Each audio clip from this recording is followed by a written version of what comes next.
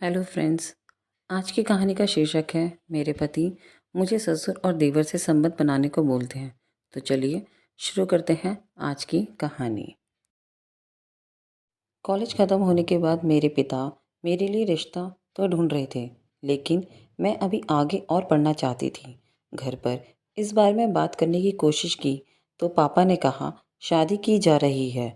अगर तुम आगे पढ़ना चाहती हो तो शादी के बाद भी पढ़ सकती हो, लेकिन एक बार अगर उम्र निकल गई तो अच्छे लड़के नहीं मिलेंगे।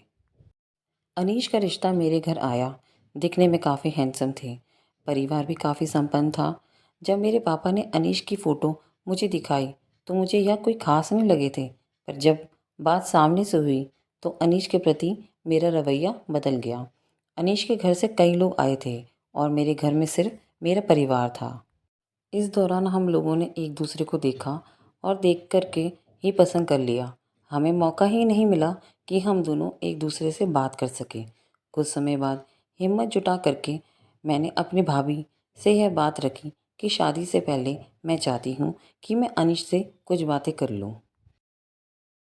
जब भाभी ने इस बात को भैया के सामने रखा तो भैया ने उन्हें तुरंत बोला, क्या मैंने भी कभी शादी से पहले तुमसे बात की थी जो इसे करने की जल्दी है।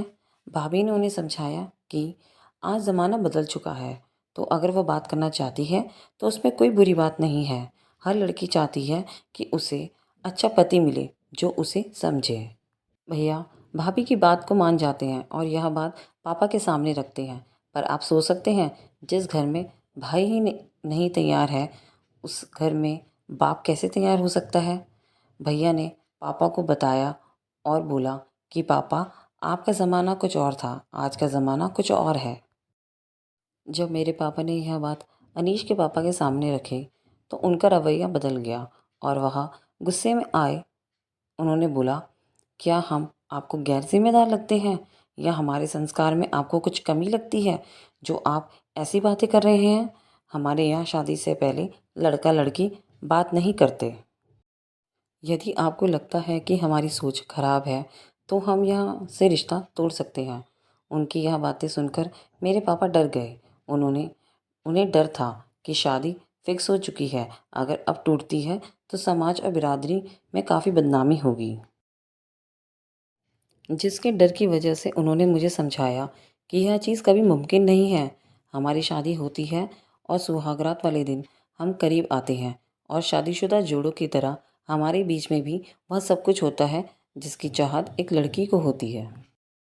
लेकिन शादी के दूसरे और तीसरे दिन ही अनीश मुझे बोलते हैं कि मेरा छोटा भाई भी तुम्हारे साथ संबंध बनाना चाहता है। जिसे सुनकर मैं निशब्द रह गई और मैंने बोला, आपको शर्म नहीं आती अपनी पत्नी के बारे में ऐसी बातें करते हुए। इस पर अनीश ने मुझे बोला, तो इसमें गलत क्या है, मैं भी अपनी भाभी के साथ संबंध बनाए हैं, आखिर हम सब एक ही परिवार का हिस्सा है। यह सुनने के बाद मेरे पाँव के नीचे से ज़मीन खिसक गई और मैं सोच में पड़ गई कि आखिर मेरी शादी कैसे घर में हो गई है। शादी के 10 दिन बाद मेरे ससुर मुझे गलत तरीके से छूते हैं। यह मेरे लिए किसी सदमे से कम नहीं था। जब मैं अनीश के सामने इस बात को रखा तो अनीश ने बोला, पापा का भी हक है तुम्हारे ऊपर। जिसे सुनने के बाद मैं अंदर से हिल गई। मैंने अनिल से बोला, यह क्या तरीका है आपके घर में, एक लड़की का इज्जत मान और सम्मान आप लोगों के लिए कुछ भी मायने नहीं रखती। आप क्या चाहते हैं मैं आपके साथ भी, आपके भाई के साथ भी और आपके पापा के साथ भी ये सब करूं। सब होकर मैं अपनी सास के पास जाती हूँ और अपनी जेठानी के पास भी जाती हूँ। जब मैं उनसे यह बात बोली तो उन्होंने बोला, जैसा तुम्हारा पति कह रहा है वैसा करो।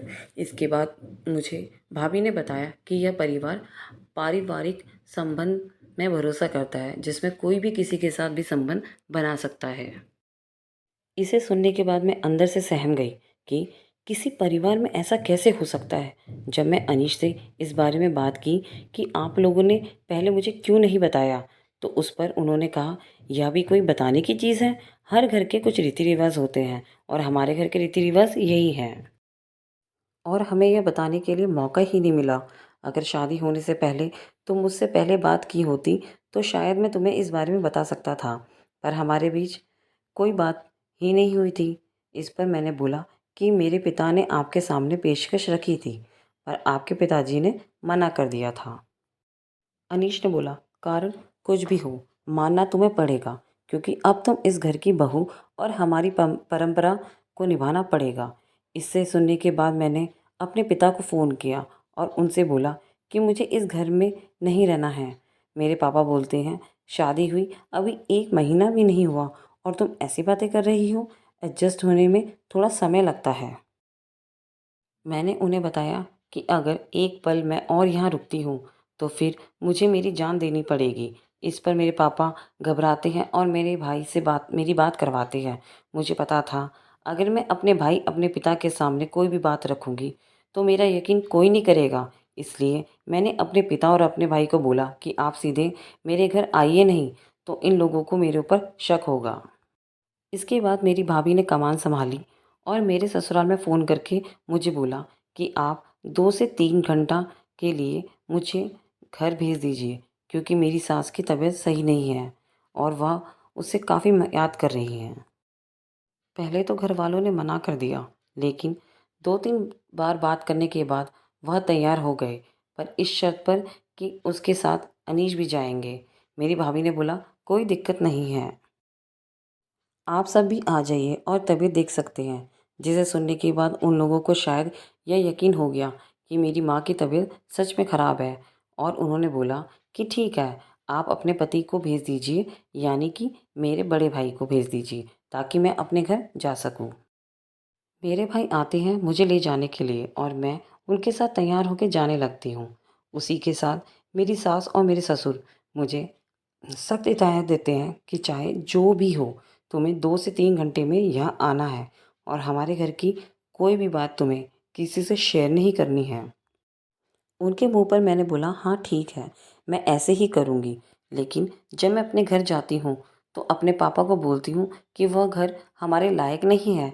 उस घर में इतनी घिनौनी हरकतें होती थीं कि उस समय मुझे अपने पिता के सामने उन चीज़ों को बताने में भी शर्म आ रही थी। मैं किसी को कुछ बताया नहीं और सिर्फ रोती रही, क्योंकि मेरी ज़िंदगी खराब हो चुकी थी। हिम्मत जुटा करके मैंने अपनी भाभी को सारी बात बताई कि वह घर ऐसा घर है जहाँ मेरे पति मुझे ससुर से और देवर से संबंध बनाने को बोलते हैं। उनका कहना है कि यह उनके घर की परंपरा है और वह लोग पारिवारिक संबंध स्थापित करने में यकीन रखते हैं। जिसे सुनने के बाद मेरी भाभी भी मेरी तरह ही दुखी हो गई और उन्होंने यह सारी बात भाई को बताई। यह ऐसी व्यवस्था थी जिसके बारे में कोई भी सुनता तो उसे यकीन नहीं होता। मजबूरन मेरे भाई को भी कोई यकीन नहीं हुआ। उन्होंने बोला, ऐसी कोई परंपरा नहीं होती है।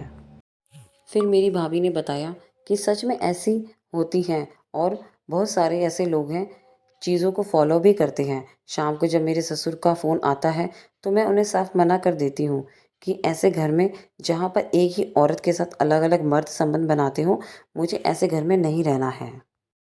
इस पर वह मुझे पुलिस की धमकी देते हैं और मेरे भाई मेरा फ़ोन लेकर उल्टा उन्हें धमकी देते हैं। आज इस चीज़ को 4 साल का समय बीत चुका है। मेरी ज़िंदगी खराब होने के पीछे सिर्फ़ और सिर्फ़ एक कारण था और वह था शादी से पहले बात ना करने देना। शादी कैसी स्थिति होती है जिसमें आप किसी अनजान शख्स के साथ पूरी ज़िंदगी बिताते हैं और अब यह पुराने ज़माने जैसी बात नहीं रही। इसलिए यह बहुत ज़रूरी है कि आपकी शादी जिससे भी फ़िक्स हो रही है, शादी को फ़िक्स करने से पहले कम से कम 1 महीने तक आप लोग बात कीजिए। लड़कों के केस का तो मुझे नहीं पता, पर एक लड़की के लिए यह काफ़ी ज़रूरी होता है, क्योंकि वह अपने घर को छोड़कर किसी नए घर में जा रही होती है। लेकिन यही लड़की अगर फ़ोन पर बात करने की बात कर दे तो लोग उसे कैरेक्टरलेस समझते हैं। मेरी भाभी ने मेरी ज़िंदगी बचाई, जहाँ पर मेरी कोई भी गलती नहीं थी, पर आज भी मेरे ऊपर तलाकशुदा का ठप्पा लगा हुआ है, जिसमें मेरी कोई गलती नहीं है। गलती है तो इस समाज की, जिसने ऐसी प्रथा बनाई कि शादी से पहले फ़ोन पर बात करने भी बहुत सारे लोगों के लिए काफ़ी बड़ी बात हो जाती है। आज के समय में चाहे लड़की हो या लड़का, मैं सबसे यही गुजारिश करती हूँ, आप अगर शादी के लिए लड़की देख रहे हैं या लड़का देख रहे हैं, आप कुछ करिए या ना करिए, कुंडली मिलाइए या ना मिलाइए, पर आप लोग फ़ोन पर बात ज़रूर कीजिए। और दोनों लोग इस तरीके से बात कीजिए जिसमें कोई भी चीज़ छुपी ना हो। अगर सामने वाला इंसान आपको आपकी स्थिति के अनुसार ही अपनाने को तैयार है, तो इससे अच्छा और सुखद अनुभव आपके लिए कुछ भी नहीं हो सकता। तो फ्रेंड्स, ये थी आज की कहानी। आशा करती हूँ आपको मेरी कहानी अच्छी लगी होगी। अगर आपको कहानी अच्छी लगे तो चैनल को लाइक, शेयर एंड सब्सक्राइब ज़रूर कीजिएगा। चलिए, तो फिर मिलती हूँ एक और नई कहानी के साथ। तब तक के लिए थैंक्स फॉर वॉचिंग।